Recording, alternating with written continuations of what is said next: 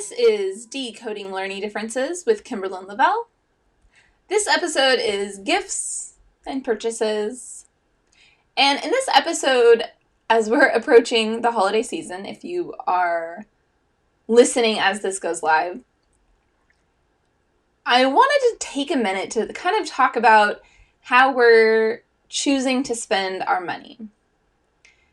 Because we often get tempted into buying things thinking that, oh, it's such a great idea, such a great deal, such a great investment, or it's so cool, or whatever. And sometimes we're doing it for our child's sake. We want our child to benefit from these gifts or the curriculum that's on sale or whatever it is that we're doing it in our minds for our children.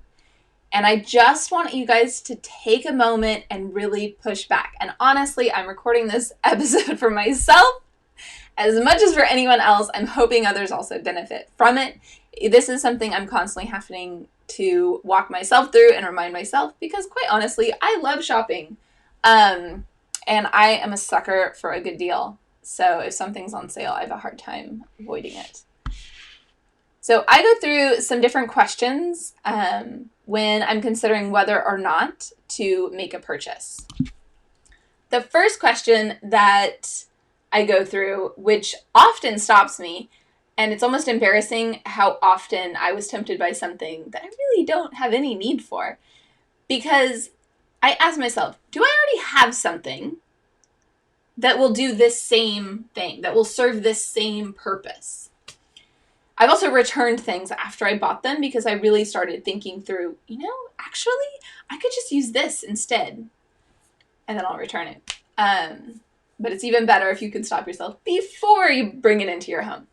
So, do I already have something that will serve this same purpose? One kind of silly example that comes to mind first is because I have young kids, I wanted a bar that was hang down low so that in their closet, so that they can access their own clothing. So it's not up super high where it's like naturally installed. So I was at Lowe's grabbing some other stuff and I saw some extensions that hang down low and I was like, oh, okay, grab that. And I wound up returning it because once I got home, I was like, wait, I already have this other bar. It's a clothing line bar that came with this shelving set, but we don't use the bar because we use the shelves there. I could just use this bar and just suspend it myself.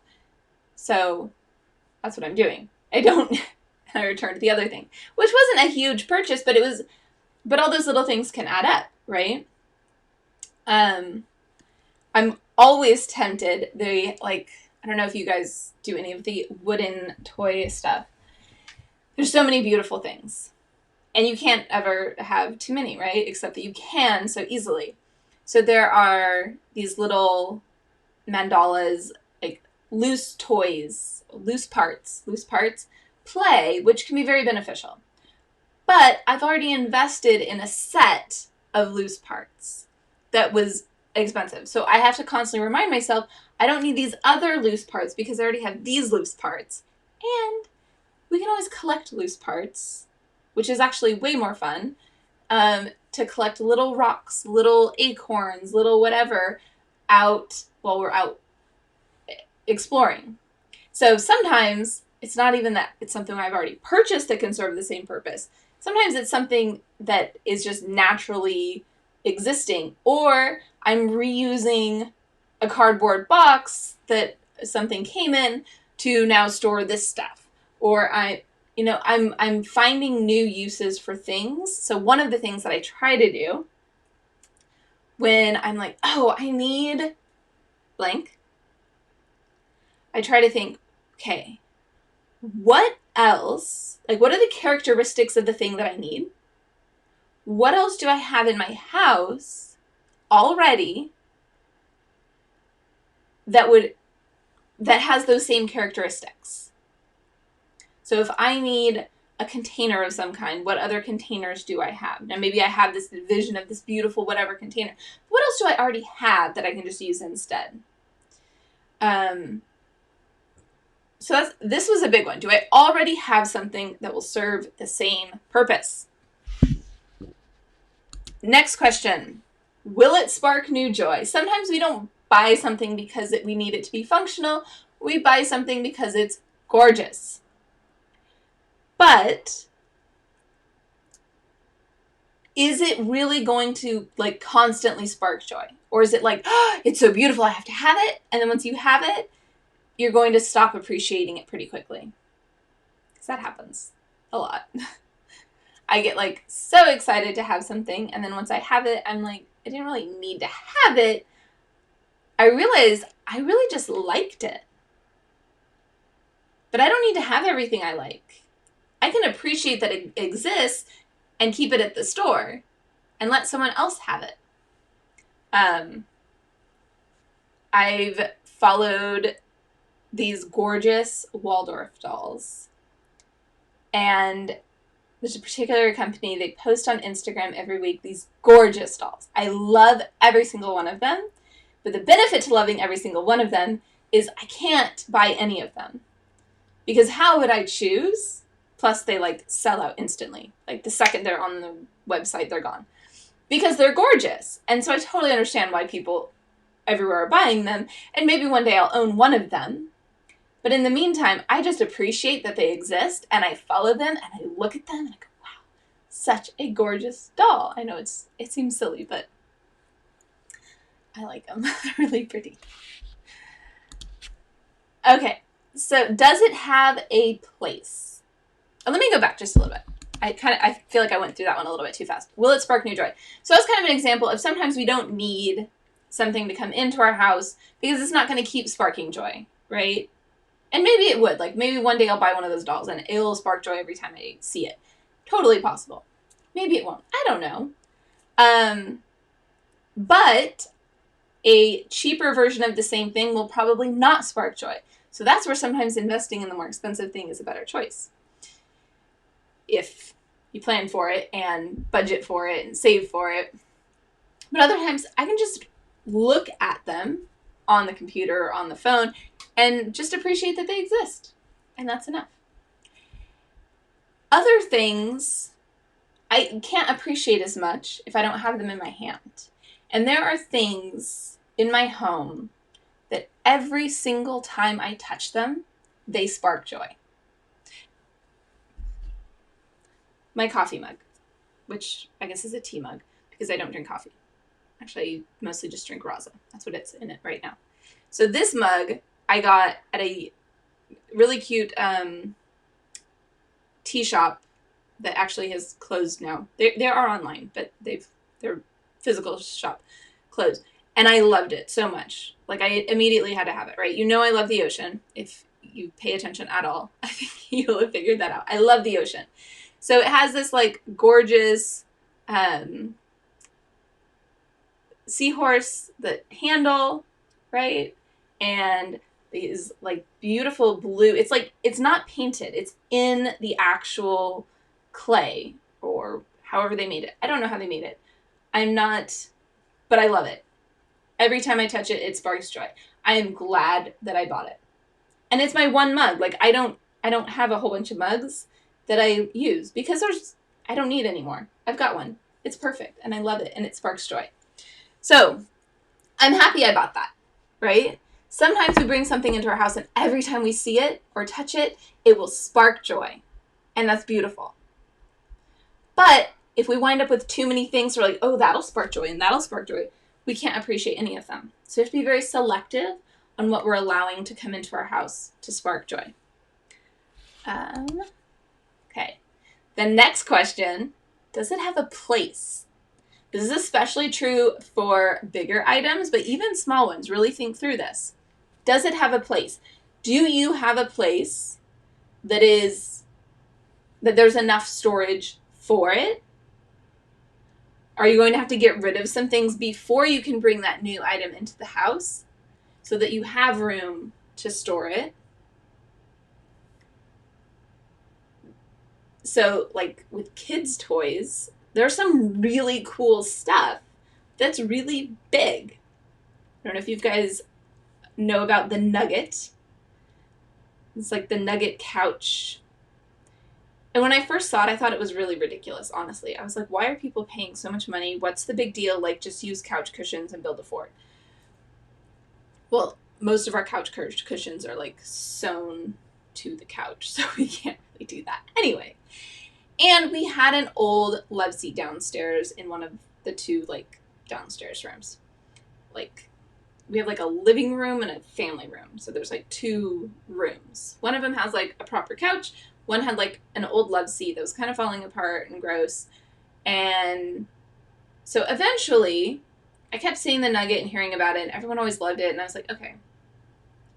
On a whim, I bought one. And I got rid of the love seat that we had. So it took its place. I had to get rid of a piece of furniture to bring in basically a new piece of furniture. That's our new little couch in that room. And actually it's really great and really fun. And we might even get another one. And we'll see. But it is actually really fun. So we have to think through, does it have a place? There's so many things that I've passed on because I don't have a place for it. And one of the hard ones is when it's a gift. Someone gives you something that's huge. Like, I don't have a place for this. I have to get rid of it now. Although in some cases we have figured out a way to keep it, but it has been a challenge. So, does it have a place? Don't bring it in if it does not have a place. And my last big piece of advice here is beware of the good deal. I am a sucker for a good deal. If something is on sale right now and it's the lowest price it's ever going to be and it'll serve me forever, right? Really good marketing stuff where they're like, it'll be great forever and you'll use it forever. And it's not that I regret those purchases necessarily, but I really have to be careful because I know myself to be someone who's like, oh, but it's only this much money right now and I'll be able to and it's so great. And there have been times where I have regret and I'm like, I did not need that. Because I went straight to, oh, it's such a great deal. And I bought it because it was a great deal. And I kind of skipped over all those other questions. So beware of the good deal. Beware. Okay, let's run through those super fast again, just so you have them. The first question was, do I already have something that will serve the same purpose? The next question, will it spark new joy? Will it spark joy? And really it should be, will it spark joy continuously? Or will it keep sparking joy? Would probably have been a better way to word that. Does it have a place? If it does not physically fit in your home in a beautiful place that makes sense and that it can be enjoyed, it's not right now. It's not the right time to purchase it. It's not a good fit for your family right now. Beware of the good deal. Not all good deals are actually good deals. One thing I do, I don't think I'm going to be continuing to participate in Prime Day, but in the past, for Prime Day, and same thing for Black Friday and all of these, I will have a list ahead of time, or like on Prime Day for like Amazon, I already have had like a wish list created. So I'll check to see if anything on the wish list is on sale that day and buy any of those things, but I don't go just looking at all the deals because you always see all these things and you're like, oh, and that's so great, and that's so great, and that's so great. And when I bought them before, I realized I didn't need any of those. They weren't on my wish list for a reason. I don't need them. I'm not using them. It was a waste of money. The good deal can be a waste of money. So yeah. Oh, and so then I also, like on Black Friday, I'll have a list ahead of time way before Black Friday ever comes. Like I often start making my Black Friday list in like July. Especially kind of the bigger ticket items that I'm like, I really do want this, and I want to see if it's a better deal on Black Friday. So I'm going to wait until Black Friday and see if it's a good deal then, because I don't need it immediately. So I'll make a list of what I'm looking for on Black Friday, and then if it's on sale on Black Friday, I'll buy it. If those things aren't on sale, I don't buy them, and I avoid looking at the massive amount of good deals that often aren't really good deals. Okay, takeaway. So consider your purchases very carefully. Usually, it's not needed. We can avoid spending a lot of money on curriculum or manipulatives or gifts for our kids or ourselves or whatever by just really thinking through, do I already have something that will also serve the same purpose? Does it spark joy continuously? Is it going to continue to spark joy every time I see it? Does it have a place? Am I just buying it because it's a good deal?